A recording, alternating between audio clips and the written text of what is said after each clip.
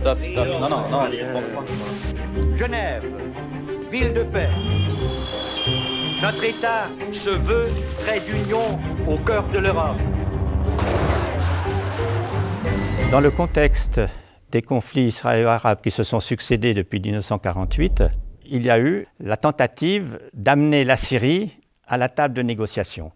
Et c'est à Genève que vont se concrétiser pendant toutes ces années, à travers plusieurs présidences américaines, des réunions au plus haut niveau entre les présidents des États-Unis et le président de la Syrie, Hafez el-Assad, dans l'espoir d'amener la Syrie à un compromis avec Israël sur lequel on pourrait construire une région de paix dans tout le Moyen-Orient.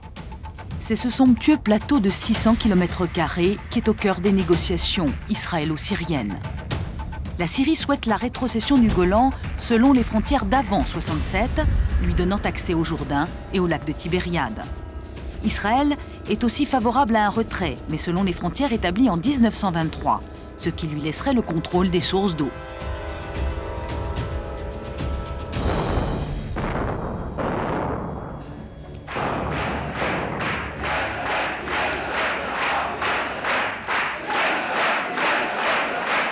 La petite Syrie, si l'on veut, par rapport aux grandes puissances, qui se retrouvent à Genève pour négocier avec le président des États-Unis, c'est déjà une victoire pour le président syrien. C'est un signe de reconnaissance de son importance. La position des Syriens, et il le disait, c'était qu'à Genève, on pouvait discuter d'égal à égal.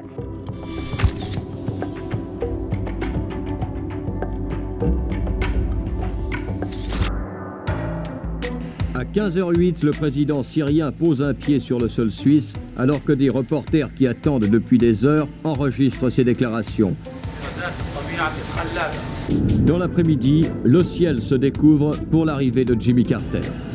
Un téléphone blanc est immédiatement installé au pied de l'avion Air Force One. Il est directement relié à la Maison Blanche. C'est l'un des gadgets de la panoplie des hommes du président.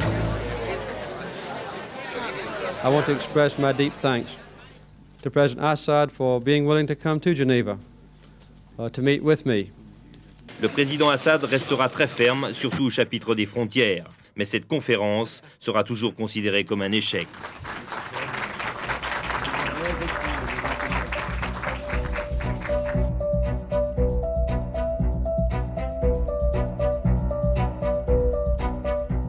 Treize ans après la rencontre Assad-Carter, c'est George Bush qui se retrouve le 23 novembre 1990 face au président Assad. Une fois encore, c'est à Genève que se déroulent ces entretiens dans un contexte tout à fait explosif. On était à la veille d'une guerre, donc c'était pas rien. Il y avait eu l'invasion du Koweït.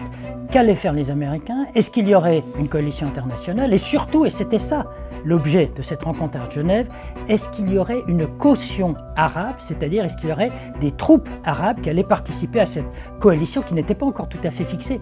Donc les enjeux étaient énormes, c'était très tendu. Mais cela va aller très loin au moment où George Bush, président des États-Unis, a amené la Syrie à être du côté d'une coalition arabe qui, de l'Arabie saoudite, va conduire les opérations pour aller atteindre l'Irak de Saddam Hussein. Finalement, les Syriens rallieront la coalition, envoyant plus de 20 000 hommes sur place. C'est assez curieux de voir, quelques années après, la Syrie étant quelque part l'allié des Américains. 7 mois plus tard, en 40 jours de guerre massive, la coalition occidentale fait reculer Saddam Hussein. On est tout à fait témoin d'une page d'histoire qui est en train de se tourner.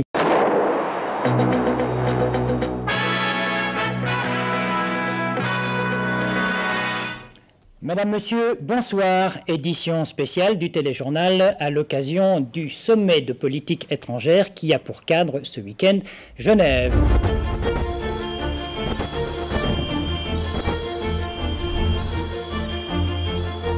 Cet hôtel intercontinental est peut-être ce soir l'endroit du monde le mieux protégé, en tout cas le plus gardé. C'est là en effet que les deux présidents vont résider.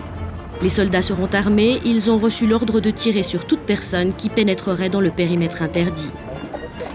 Pour le président syrien, il y a des adversaires coriaces, Donc sa propre sécurité est aussi un énorme défi pour la Suisse. 7h45, à pied s'il vous plaît, Bill Clinton quitte l'hôtel Intercontinental.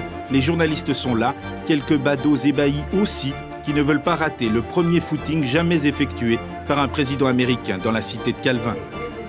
Contrairement à son homologue américain, depuis son arrivée, le président Hafez el-Assad n'a pas quitté l'hôtel Intercontinental. Sa technique de préparation, le sommeil et la concentration. 16h12 en direct dans quelques secondes, le début de la conférence de presse des présidents américains et syriens. Voilà, alors Xavier, les deux présidents, Bill Clinton qui fait signe à Hafez el-Assad de se rendre sur l'estrade. Les Syriens ont fait la guerre avec honneur au Proche-Orient. Aujourd'hui, ils veulent la paix avec honneur. Je suis pour la paix des braves, s'exclame-t-il. Le président syrien se veut très clair, dans les principes en tout cas. Il s'engage, dit-il, à mettre fin au conflit israélo-arabe. Mais la prudence est de mise à l'égard d'un président qui a déjà dit cela il y a plus d'une année.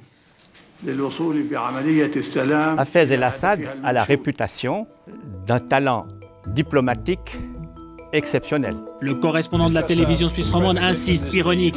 Monsieur Hafez el-Assad, vous discutez aujourd'hui avec le 4e président américain de votre carrière. En faudra-t-il un 5e pour faire réellement la paix? Et le président syrien fait mine de ne pas comprendre pour répondre enfin par une vague affirmation.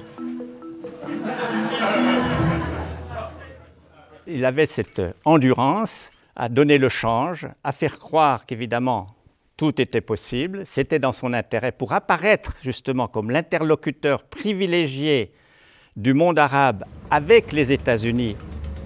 La limousine de Bill Clinton quitte l'hôtel Intercontinental sous la pluie. Au même instant tombe la nouvelle de l'échec de cette rencontre, un échec que Bill Clinton n'a pas souhaité annoncer lui-même.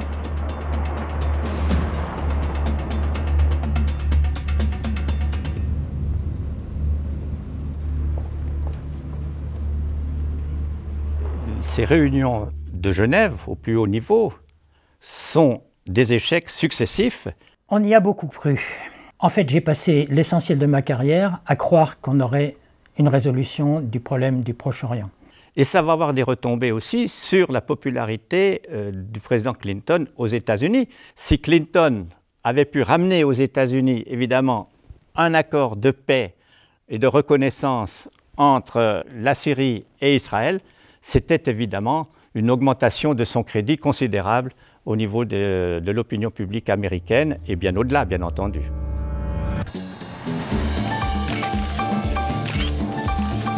Check your hand. Can you check your hand, please? Yes, please. Yes, good.